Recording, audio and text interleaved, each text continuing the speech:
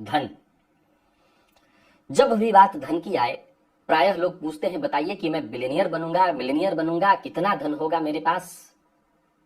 प्रिय दर्शकों, आज एक जो पॉइंट मैं आपको बताने जा रहा हूं वो विचारणीय है। जाहिर सी बात है कि जब धन की चर्चा होती है तो जन्म कुंडली के धन भाव को देखा जाता है, क्योंकि संचय इसी भाव से पता चलता है, या जन्म कुंडली का लाभ भाव, इससे धनागमन होता है। परंतु मैं आज आपको एक और भाव की चर्चा करने वाला हूं, इसके बारे में बताने वाला हूं। जी हाँ, जन्म कुंडली के आज चतुर्थ भाव की चर्चा है। प्रिय दर्शकों, आप कितना धनवान होने वाले हैं ये इस बात से पता चलेगा कि आपके पास प्रॉपर्टी कितनी होने वाली है। जाहिर सी बात है कि जिसके पास पैसा होगा उसके पास घर, गाड़ी, प्रॉपर्टी, अचल संपत्ति तो होगी ही होगी।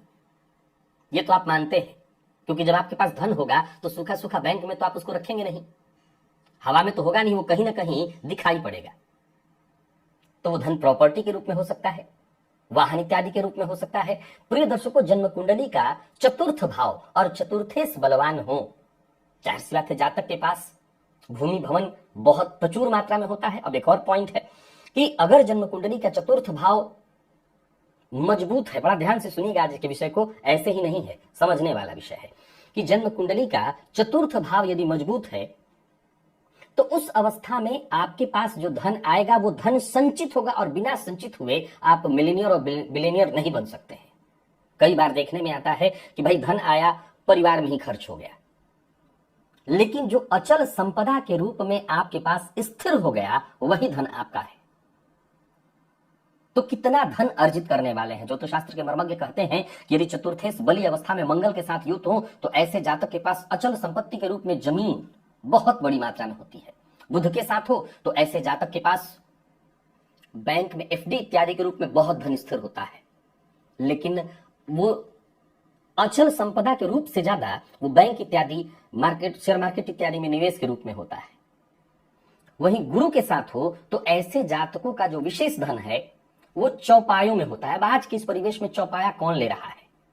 ज्योतिष शास्त्र तो यही कहता है कि चौपाए के रूप में ऐसे लोगों के पास धन विशेष होता है। बहुत सारे पशु इत्यादि होते हैं, गाय, बैल, भैंस इत्यादि, लेकिन मैं आपको आज के इस परिवेश में कहूंगा कि लोग शौक में, उनके पास जरा देखिए जो घोड़ा पाल रहे हैं, शौकिया, कुत्ता तो पाल ही रहे हैं।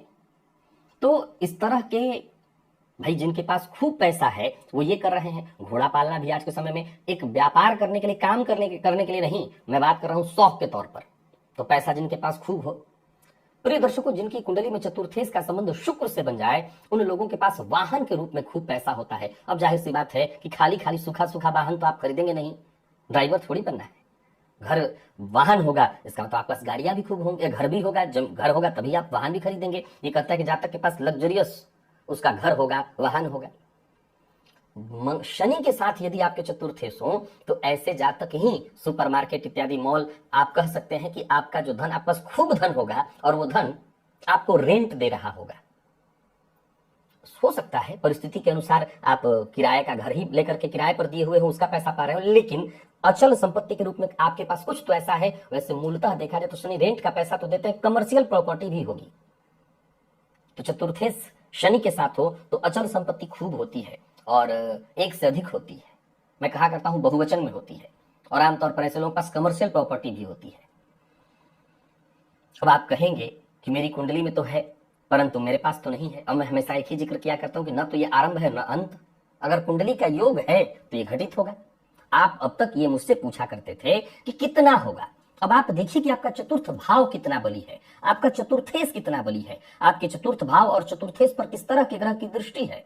अगर ये भाव, ये भावेश मजबूत अवस्था में है तो इसमें कहीं कोई दो मत नहीं कि खूब संपदा आपके पास होने वाली है, और ये संपदा तभी होगा जब खूब धन आपके पास आएगा।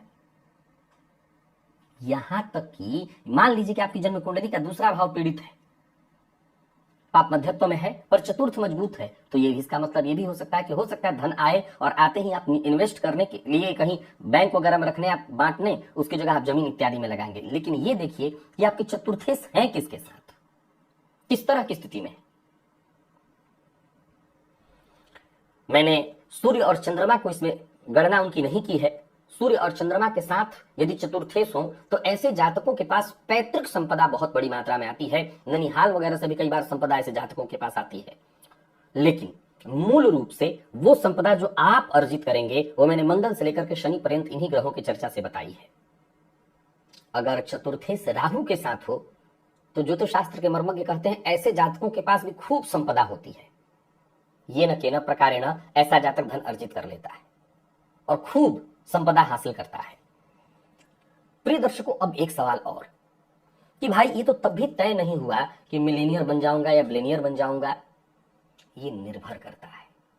चतुर्थ भाव आपका मजबूत है, चतुर्थेश जिन ग्रहों की चर्चा मैंने की इनके साथ है, तो आपके पास संपदा उस तरह की होगी अवश्य, लेकिन आपकी महत्वाकांक्षा कितनी बड़ी है, आप कितना ज्यादा चाहते हैं, ये आपके ऊपर निर्भर करता है। और अगर आपकी महत्वाकांक्षा बड़ी प्रबल है तो फिर मिलेनियर और बिलेनियर आप जितना ऊंचा से ऊंचा सोच सकते हो वो सब